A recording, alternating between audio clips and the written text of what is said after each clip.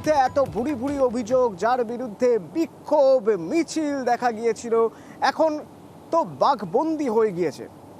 এখন বেতাজ বাদশাহ শেখ শাহজাহান এখন তো বন্দি, কিন্তু অভিযোগ এখনো উঠছে, এখনো অভিযোগ আসছে। সেই পুরনো অভিযোগগুলো এতদিন পর্যন্ত যারা অভিযোগ করতে পারেননি, কোনো জায়গায় যেতে পারেননি, গেলেও হয়তো অভিযোগ নেওয়া হয়নি বলে দাবি, তারা এখন মুখ খুলছেন, সোচ্চার হচ্ছেন, পুলিশে যাচ্ছেন।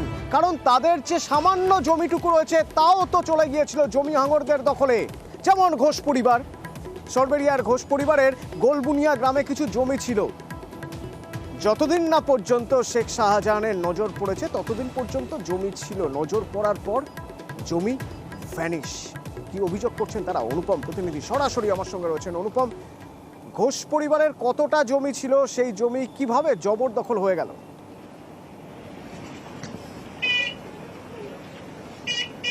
দেখো অতনুদা, এই যে সরবেরিয়ার গুলবনিয়া গ্রাম, এখানে জ্ঞানেন্দ্রনাথ ঘোষ, তার প্রায় 7 বিঘা জমি ছিল। তিনি তার মৃত্যুর পর তার কিন্তু উত্তরসূরি হিসেবে তার ছেলেরা সেই জমি দখল পায়। সেই জমি কিন্তু জমিতে চাষবাস করে তারা সংসার যাপন করছিল।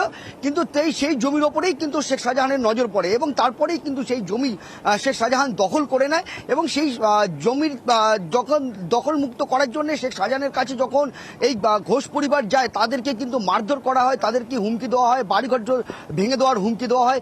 এবং এইখানে কিন্তু 977 দাগে প্রায় 1 একর 47 শতক জমি ছিল। সেই পুরো জমিটাই কিন্তু শেখ শাহজাহান দখল করে নেয় এবং সেইখানে থেকে এখানে কিন্তু এখন শেখ শাহজাহান কিন্তু লোক দিয়ে, অন্য কৃষক দিয়ে কিন্তু সেখানে কিন্তু জমি চাষ করছে।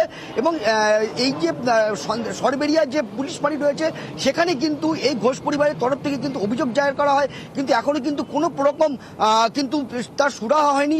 তবে ঘোষ পরিবারের যেটা দাবি, সঙ্গে থাকো, এই ঘোষ পরিবার নয়, আরো অনেকের কথা বলতে হবে এখন। তবে ঘোষ পরিবার কি বলছে একবার শুনি। সমস্যা এই বাবার এই আমাদের পৈতৃক সম্পত্তি, এইটা 1 একর 47 শতক জমি, 977 দাগে। এটা 14 সালে শেখ শাহজাহান ক্ষমতা আসার পরে এটা জোরপূর্বক দখল করে নেয়। আমরা জমির দিকে আসি, জমির দিকে আসা আমাদের হুমকি দেওয়া হয়, বিভিন্নভাবে মারধর করবে এবং হুমকি দেওয়া হয়। আমরা সেই ভয়ে জমির দিকে আসতে পারিনি এবং বারবার শাহজাহানের কাছে যেই গেছি, শাহজাহান বলে আজ না কাল, কাল না। এতদিন আমাদের তলি এইভাবে নেজার থানা অভিযোগ করেছি, অভিযোগ করে যাতে আমাদের জমিটা আমরা ফিরে পাই, সেটা আমার একান্ত এটাই এবং ফিরে পেতে।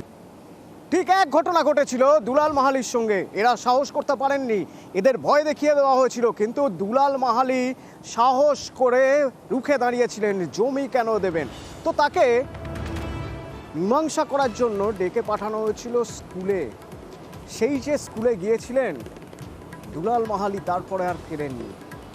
1, 2, 3, 4, 7 বছর হয়ে গেল দুলাল মাহালি ঘরে ফিরেননি। তার পরিবার কি বলছেন শোনাবো, তার আগে দুলাল মাহালির গল্প শুনুন। অনুপম প্রতিনিধি আমার সঙ্গে সরাসরি রয়েছেন। অনুপম,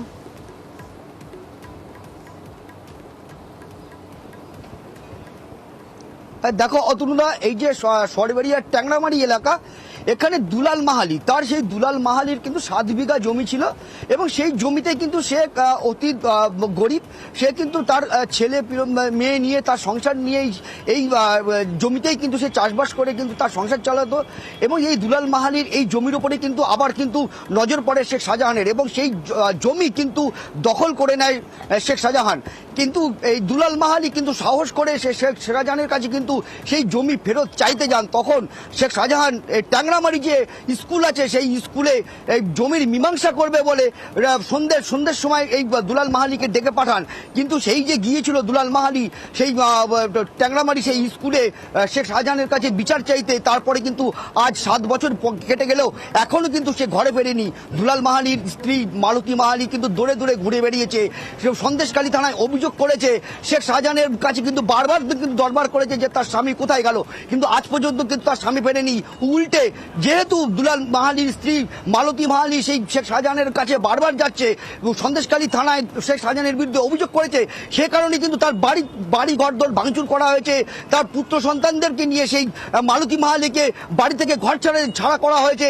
এখন সেই মালতী মাহালি সরবেরিয়া থেকে প্রায় 20 কিলোমিটার দূরে হাড়োয়ায় রাস্তার ধারে একটা পেপার টানিয়ে বাস করে, প্লাস্টিকের বোতল কুড়িয়ে বিক্রি করে সংসার যাপন করে। এতটাই তার দুরবস্থা।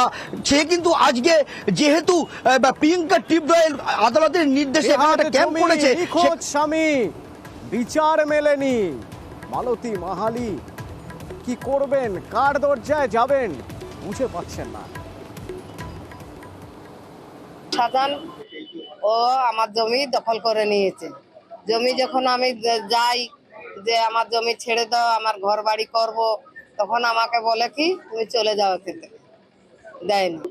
এইবার আমার স্বামীকে স্কুলে বসে থাকলো, এইবার অন্ধকারের ভেতরে বসিয়ে রাখলো। এইবার কি করলো না করলো আমার স্বামীকে আর খোঁজ করে পাই। যখন ওখান থেকে তাড়িয়ে দিল, তখন ওই ঘর বাড়ি ভেঙে চুরে তাড়িয়ে দিল, তখন আমরা চলে গেলাম।